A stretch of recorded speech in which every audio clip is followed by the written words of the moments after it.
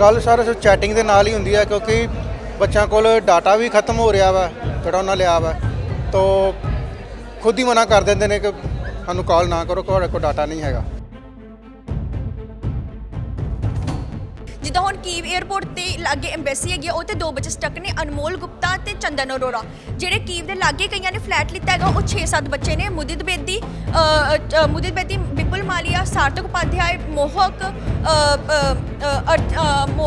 ਕਨਿਕਾ, ਰੁਚਿਕਾ, ਸੰਕਲਪ। ਇਹ ਸਾਰੇ ਜਿਹੜੇ ਕੀਵ ਦੇ ਵਿੱਚ, ਇਹਨਾਂ ਦੇ ਘਰ ਕੀਵ ਦੇ ਵਿੱਚ ਨਹੀਂ ਹੈਗੇ, ਇਹਨਾਂ ਦੇ ਘਰ ਖਾਰਕਿਵ ਦੇ ਵਿੱਚ ਨੇ, ਇਹਨਾਂ ਦੀ ਫਲਾਈਟ ਹੋ ਰੱਖੀ ਸੀਗੀ।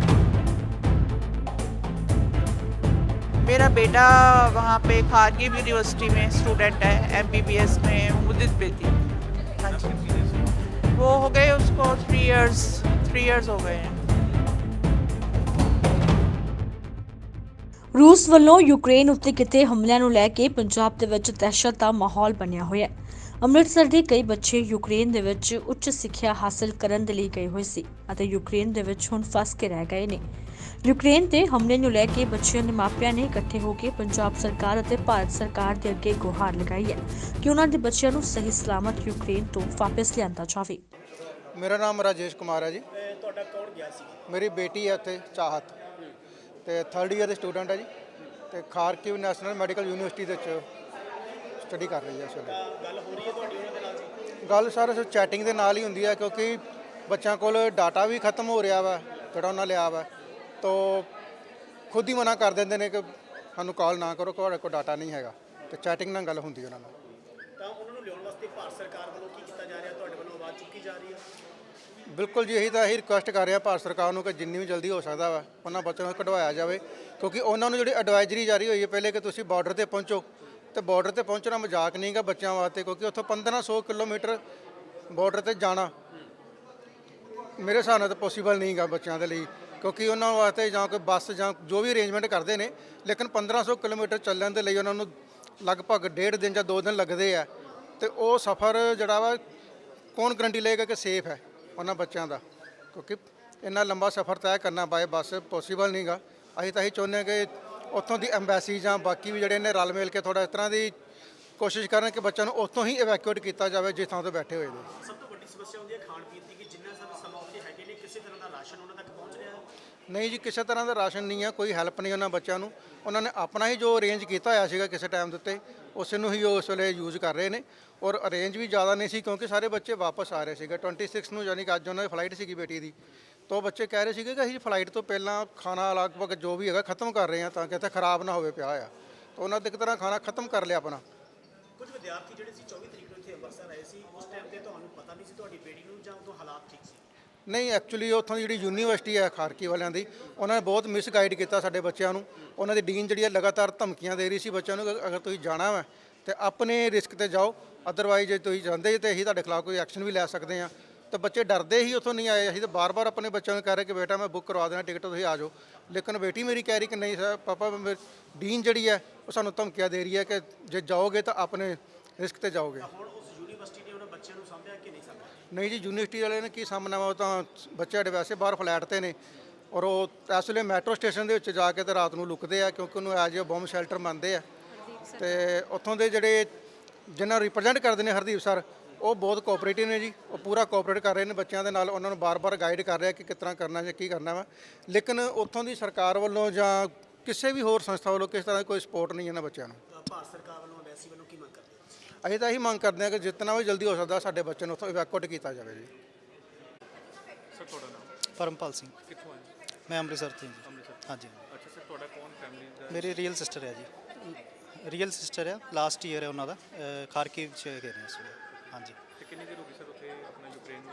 ਉਹਨਾਂ ਨੂੰ ਲਾਸਟ ਈਅਰ ਹੈ ਉਹਨਾਂ ਦਾ, ਸੇ ਮਤਲਬ 6ਵਾਂ ਸਾਲ ਸੀਗਾ ਉਹਨਾਂ ਦਾ ਤੇ ਹਜੇ ਉੱਥੇ ਸਟਕ ਆ ਸਿਚੁਏਸ਼ਨ ਕਰਕੇ ਤੇ ਉਹ ਹਜੇ ਤਾਂ ਮੈਟਰੋ ਸਟੇਸ਼ਨ 'ਚ ਸਰਵਾਈਵ ਕਰ ਰਹੇ। ਤੇ ਉਹਨਾਂ ਦੇ ਨਾਲ ਕਿੰਨੇ ਕੁ ਲੋਕ ਨੇ ਜਾਂ ਕਿੰਨੇ ਕੁ ਬੱਚੇ ਨੇ? ਉਹਨਾਂ ਦੇ ਇੰਨਾ ਆਈਡੀਆ ਨਹੀਂ ਬਟ ਉਹ ਕਹਿ ਰਹੇ ਕਿ 50-60 ਹੈਗੇ ਉਹਨਾਂ ਦੇ ਲਾਗੇ। ਹਾਂ, ਤੇ ਕੀ ਹਾਲਾਤ ਦੱਸ ਰਹੇ ਨੇ ਉਹ? ਹਾਲਾਤ ਦੇਖੋ ਸਹੀ ਉਹ ਵੀ ਨਹੀਂ ਦੱਸ ਰਹੇ ਕਿਉਂਕਿ ਪੇਰੈਂਟਸ ਨੂੰ ਟੈਨਸ਼ਨ ਹੁੰਦੀ ਹੈ ਕਿਉਂਕਿ ਸਾਨੂੰ ਤਾਂ ਪਤਾ ਕਿ ਕੀ ਹਾਲਾਤ ਹੈ, ਉਹਨਾਂ ਦੀ ਆਵਾਜ਼ ਤੋਂ ਪਤਾ ਲੱਗਦਾ। ਤੇ ਚੀਜ਼ ਇਹੀ ਕਿ ਹੁਣ ਕਿੰਨੀ ਕੁ ਦੇਰ ਸਰਵਾਈਵ ਕਰਨਗੇ ਉੱਥੇ, ਰਿਸੋਰਸਿਸ ਖਤਮ ਹੁੰਦੇ ਜਾ ਰਹੇ, ATM ਬੰਦ ਹੋ ਰਹੇ ਆ, ਗਰੋਸਰੀ ਬੰਦ ਹੋ ਜਾਏਗੀ 2 ਦਿਨ 3 ਦਿਨ। ਤੇ ਇਹ ਚੀਜ਼ ਹੈ ਕਿ ਸਰਕਾਰ ਨੂੰ ਕੁਛ ਨਾ ਕੁਛ ਨੈਗੋਸ਼ੀਏਟ ਕਰਕੇ ਕੁਛ ਨਾ ਕੁਛ ਐਟਲੀਸਟ ਇੰਡੀਅਨਸ ਨੂੰ 1 ਘੰਟੇ ਵਾਸਤੇ ਵੀ 에ਅਰਪੋਰਟ ਜਾਂ ਕੁਛ ਨਾ ਕੁਛ ਖੋਲ ਦੇਣ ਤਾਂ ਮੇਰੇ ਹਿਸਾਬ ਨਾਲ ਸਭ ਸੌਰਟ ਆਊਟ ਹੋ ਜਾਏਗਾ। ਤੇ ਇੰਨੀ ਕੁ ਪਾਵਰ ਤਾਂ ਆਈ ਥਿੰਕ ਸਰਕਾਰ ਕੋ ਹੋਣੀ ਚਾਹੀਦੀ ਜਾਂ ਹੈਗੀ ਹੈ ਕਿ ਨੈਗੋਸ਼ੀਏਟ ਕਰਕੇ ਕੁਝ ਨਾ ਕੁਝ ਕਰਨ, ਹੈ ਨਾ। ਤੇ ਸਰ ਉੱਥੇ ਜਿਹੜਾ ਉਹਨਾਂ ਨੂੰ ਰਿਸੋਰਸਿਸ ਹੈਗੇ ਨੇ ਜਾਂ ਕੁਝ ਕੋਈ ਮਦਦ ਜਾਂ ਕੋਈ ਮਦਦ ਲਈ ਅੱਗੇ ਆਇਆ ਹੋਵੇ ਕੋਈ? ਦੇਖੋ ਇਸ ਵੇਲੇ ਤਾਂ ਸਭ ਆਪਣੋ ਆਪਣੀ ਹੈ, ਮੈਨੂੰ ਨਹੀਂ ਲੱਗਦਾ ਕੋਈ ਵੀ ਇਸ ਵੇਲੇ ਮਦਦ ਲਈ ਲੱਗੇ ਆਇਆ, ਕਿਉਂਕਿ ਉਹਨਾਂ ਨਾਲ ਗੱਲ ਕਰੀ ਦੀ ਉਹ ਇਹੀ ਕਹਿੰਦੇ ਕਿ ਅਜੇ ਤਾਂ ਇਸ ਤਰ੍ਹਾਂ ਹੀ ਗੁਜ਼ਾਰਾ ਕਰ ਰਹੇ ਹਾਂ ਕਿ ਮੈਟਰੋ ਤੋਂ ਫਲੈਟ, ਫਲੈਟ ਤੋਂ ਮੈਟਰੋ, ਜੋ ਚੀਜ਼ ਚਾਹੀਦੀ ਉੱਧਰੋਂ ਲੈ ਕੇ ਆਉਂਦੇ ਆ, ਇੱਥੇ ਬਹਿ ਜਾਂਦੇ ਆ। ਤੇ ਥਿੰਕ ਇਸ ਕੀ ਕਿੰਨੀ ਕੁ ਦੇਰ ਚੱਲੇਗਾ, ਗੱਲ ਤਾਂ ਹੈ। ਕੀ ਪ੍ਰਸ਼ਾਸਨ ਨੂੰ ਕੀ ਗੁਹਾਰ ਕਰਨਾ? ਮੇਰੀ ਦੇਖੋ ਇਹੀ ਹੈ ਕਿ ਗਵਰਨਮੈਂਟ ਨੂੰ ਕੁਛ ਨਾ ਕੁਛ ਕਰਨ, ਨੈਗੋਸ਼ੀਏਟ ਕਰਕੇ। ਜੇ ਇਹਨਾਂ ਨੇ ਕੱਲ ਰਾਤੀ ਕਹਿ ਰਹੇ ਸੀਗੇ ਕਿ ਆਪਣੇ ਜੈਟ ਪਲੇਨਸ ਭੇਜਣਗੇ, ਵਾਯੂ ਸੈਨਾ ਭੇਜਣਗੇ, ਬਟ ਉੱਤੇ ਵੀ ਕੋਈ ਅਪਡੇਟ ਨਹੀਂ ਹੈ, ਪਤਾ ਨਹੀਂ ਭੇਜਦੇ ਜਾਂ ਨਹੀਂ। ਤੇ ਕੁਛ ਨਾ ਕੁਛ ਇਹਨਾਂ ਨੂੰ ਵਾਪਸ ਲਿਆਇਆ ਜਾਵੇ ਜਲਦੀ ਤੋਂ ਜਲਦੀ, ਕਿਸੇ ਤਰੀਕੇ ਤੇ ਟੈਨਸ਼ਨ ਖਤਮ ਕਰ ਦਿੱਤੀ ਜਾਵੇ ਪੇਰੈਂਟਸ ਦੀ। ਯੁਕਤਾ ਉਦੋਂ ਹਾਲਾਤ ਥੋੜੇ ਰਿਸਕੀ ਸੀਗੇ, ਬਟ ਸਭ ਬੱਚਿਆਂ ਨੇ ਟਿਕਟਾਂ ਕਰਵਾ ਲੀਆਂ ਸੀਗੀਆਂ। ਇਸ ਕਰਕੇ ਕਈ ਬੱਚੇ ਉੱਥੇ ਕੀਵ 에ਅਰਪੋਰਟ ਤੇ ਸਟਕ ਨੇ, ਕਈ ਬੱਚੇ ਕੀਵ ਦੇ ਲਾਗੇ ਫਲੈਟ ਲਿੱਤਾ ਉੱਥੇ ਸਟਕ ਨੇ, ਕਈ ਬੱਚਿਆਂ ਦੀ ਫਲਾਈਟ ਜਿਹੜੀਆਂ ਸੀਗੀਆਂ ਉਹ ਲੇਟ ਸੀਗੀਆਂ 25-26 ਤੱਕ, ਤੇ ਉਹ ਖਾਰਕਿਵ ਦੇ ਵਿੱਚ ਹੀ ਸਟਕ ਨੇ। ਜਿੱਦਾਂ ਹੁਣ ਕੀਵ 에ਅਰਪੋਰਟ ਤੇ ਲਾਗੇ ਐਮਬੈਸੀ ਹੈਗੀ ਉਹ ਤੇ 2 ਬੱਚੇ ਸਟਕ ਨੇ, ਅਨਮੋਲ ਗੁਪਤਾ ਤੇ ਚੰਦਨ ਅਰੋੜਾ।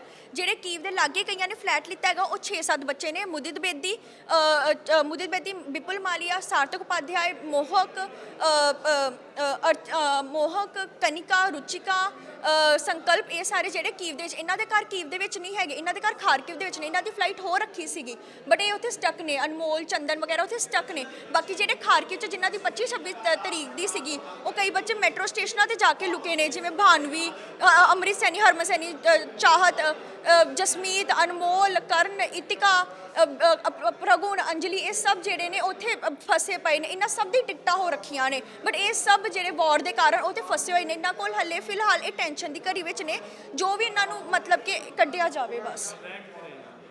ਜਿਹੜੇ ਫਲੈਟਾਂ ਵਾਲੇ ਬੱਚੇ ਨੇ ਉਹ ਭੱਜ ਕੇ ਜਾਂਦੇ ਮੈਟਰੋ ਸਟੇਸ਼ਨ ਤੇ ਰੁਕਦੇ ਨੇ ਜਦੋਂ ਬੰਬਾਰਡਿੰਗ ਸਟਾਰਟ ਹੁੰਦੀ, ਕਿਉਂਕਿ ਫਲੈਟ ਸਭ ਦੇ ਉੱਪਰਲੇ ਫਲੋਰ ਤੇ ਹੁੰਦੇ ਨੇ ਤੇ ਮੈਟਰੋ ਸਟੇਸ਼ਨ ਅੰਡਰਗਰਾਉਂਡ ਹੈ, ਤੇ ਉੱਥੇ ਜਾ ਕੇ ਉਹ ਬੈਠੇ ਹੋਏ ਨੇ। ਤੇ ਜਦੋਂ ਥੋੜਾ ਉਹਨਾਂ ਨੂੰ ਨਾਰਮਲਾਈਜ਼ ਸਿਚੁਏਸ਼ਨ ਲੱਗਦੀ ਉਹ ਫਲੈਟਾਂ 'ਚ ਭੱਜ ਕੇ ਜਾਂਦੇ ਨੇ, ਆਪਣਾ ਵਾਸ਼ਰੂਮ ਵਗੈਰਾ ਯੂਜ਼ ਕਰਦੇ ਨੇ, ਥੋੜਾ ਬਹੁਤ ਜੋ ਉਹਨਾਂ ਕੋਲ ਖਾਣ ਪੀਣ ਦਾ ਪਿਆ ਉਹ ਖਾ ਪੀ ਕੇ ਫਿਰ ਦੁਬਾਰਾ ਨਾਰਮਲ ਬਾਹਰ ਦਾ ਮਾਹੌਲ ਦੇਖ ਕੇ ਫਿਰ ਵਾਪਸ ਆਉਂਦੇ ਨੇ।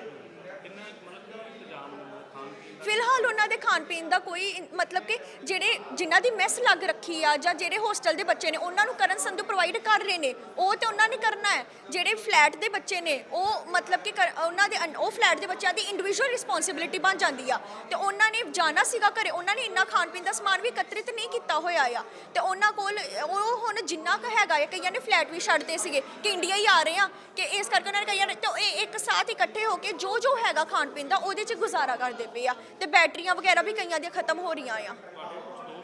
ਮੇਰੇ 52 ਦੋਸਤਾਂ ਦੀ ਲਿਸਟ ਬਣੀ ਹੋਈ ਆ ਜੋ ਮੇਰੇ ਨੋਨ ਦੇ ਵਿੱਚ ਬੱਚੇ ਨੇ, ਸਭ ਦੇ ਮੈਂ ਨਾਮ ਇੱਥੇ ਹੈਗੇ ਆ। ਕੋਈ ਮੋਸਟਲੀ ਸਾਰੇ ਪੰਜਾਬ ਦੇ ਨੇ, ਮੋਸਟਲੀ ਸਾਰੇ ਪੰਜਾਬ ਦੇ ਨੇ। ਜੇ ਕਈ ਬੰਨੇ ਆ ਜਿਹੜੇ ਹਰਿਆਣਾ ਦੇ ਆ ਤੇ ਜਾਂ ਪਠਾਨਕੋਟ ਦੇ, ਜਿਵੇਂ ਸਮਾਈਲ, ਅੰਸ਼ਿਕਾ, ਇਹ ਪਠਾਨਕੋਟ ਦੀਆਂ ਆ। ਜੇ ਸੰਦਲ ਲਾਥਰ ਆ ਉਹ ਜਿਹੜੀ ਹੈਗੀ ਆ ਉਹ ਹਰਿਆਣੇ ਦੇ ਲਾਗੇ ਦੀ ਹੈਗੀ ਆ। ਇਹ ਬਸ ਇਦਾਂ ਆ ਕਿ ਬਾਕੀ ਸਾਰੇ ਬੱਚੇ ਜਿਹੜੇ ਆ ਉੱਥੋਂ ਦੇ ਆ। ਹੁਣ ਜਿਵੇਂ ਸਾਰਥਕ ਉਪਾਧਿਆਏ ਆ ਉਹ ਥੋੜੀ ਦੂਰ ਦਾ ਆ ਬਸ, ਬਾਕੀ ਅਨਮੋਲ, ਕਰਨ, ਜਸਮੀਤ, ਇਤਿਕਾ ਇਹ ਸਭ ਇੱਧਰ ਦੇ ਨੇ, ਰਮਨੀਕ ਹੋ ਗਈ, ਇਹ ਸਭ ਇੱਧਰ ਦੇ ਨੇ, ਭਾਨਵੀ, ਚਾਹਤ,